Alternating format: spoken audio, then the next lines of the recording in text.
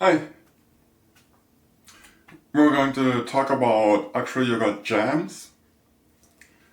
What is a jam? A jam is basically a meetup. You go to a place, there are a bunch of other people who like Acroyoga, and you're just gonna talk to people and you're gonna start doing Acroyoga. Traditionally, jams are really strong. I think different sports and disciplines have more or less pickup play. Pickup play is really big with Acroyoga. And as a new person, you might be asking yourself, what is it like? What do I have to do to be ready to go to it? Or you might even think you have to be at a certain level to be ready. The reality is, some people go to a jam with no prior acro-yoga experience, and people there will just start teaching some stuff. That's traditionally how a lot of people got into acro-yoga. One thing I really like, the Green in LA, Santa Monica. Someone once asked about coming and felt uncertain, and the response was, just walk to the edge of the jam, spread your arms open, close your eyes, and feel yourself being lifted in the air. It exemplified just how friendly it is and how quickly you're going to be included. And a lot of times that's true. A lot of times people are really excited to get more people into the community, to help beginners, to remember how they got helped. At the same time, some jams or community, they're more cliquish. Like it can be harder to break into and you might find yourself a little excluded. It might take coming a few times to catch people at a good time, maybe offering spotting for a while to slowly get in.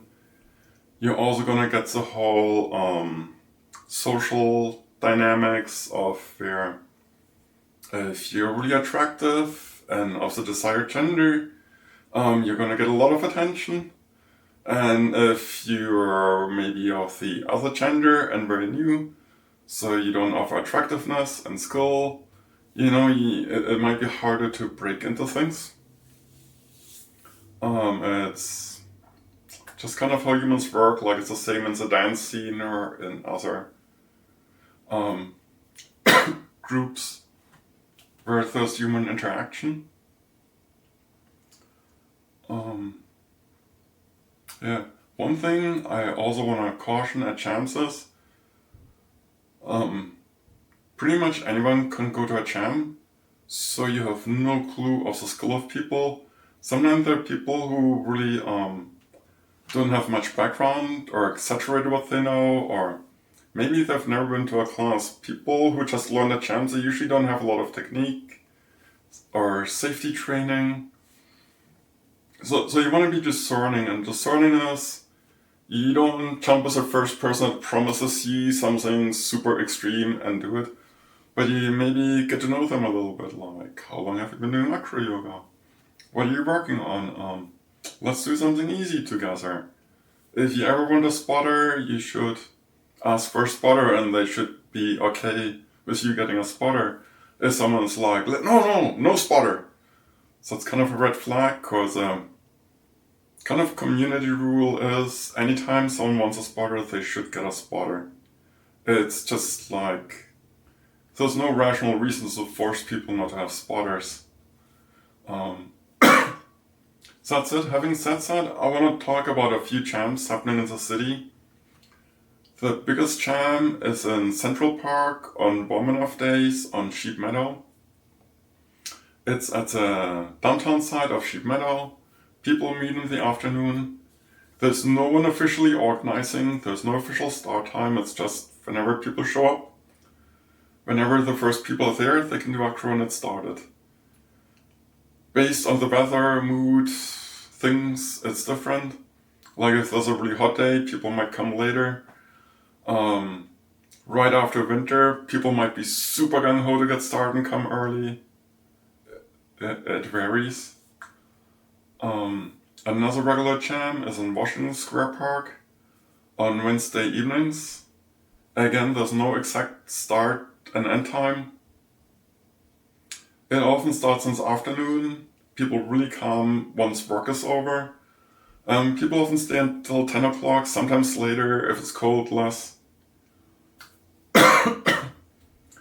And another place is Queens people sometimes get together at is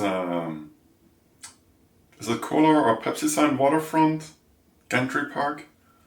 It's not regular, but if you're in the Queens WhatsApp group, they usually coordinate in there, and that's a fun group. Another thing is Pixie Dust. In winter, when park jams are over, Pixie Dust is organizing jams on Sunday evenings. They kind of always change a little bit based on when the studio is available. And a great shout out to Han, Grace, who are running it, and Daniel's often teaching. They're doing a really wonderful job. And they're really great hosts. I think pretty much anyone I've seen to jam, Grace and Han will work with them personally and show them stuff, so that's really awesome. Yeah, so that's jams. It's super fun to meet up, but you are a little bit on your own with dealing social dynamics of getting, usually it's pretty okay getting into groups. They can be a little challenging at times. You're also going to challenge with human things, and you have to kind of vet people to see where their actual skill is and if they're safe to interact with. And you can always say no to people, and they should accept that.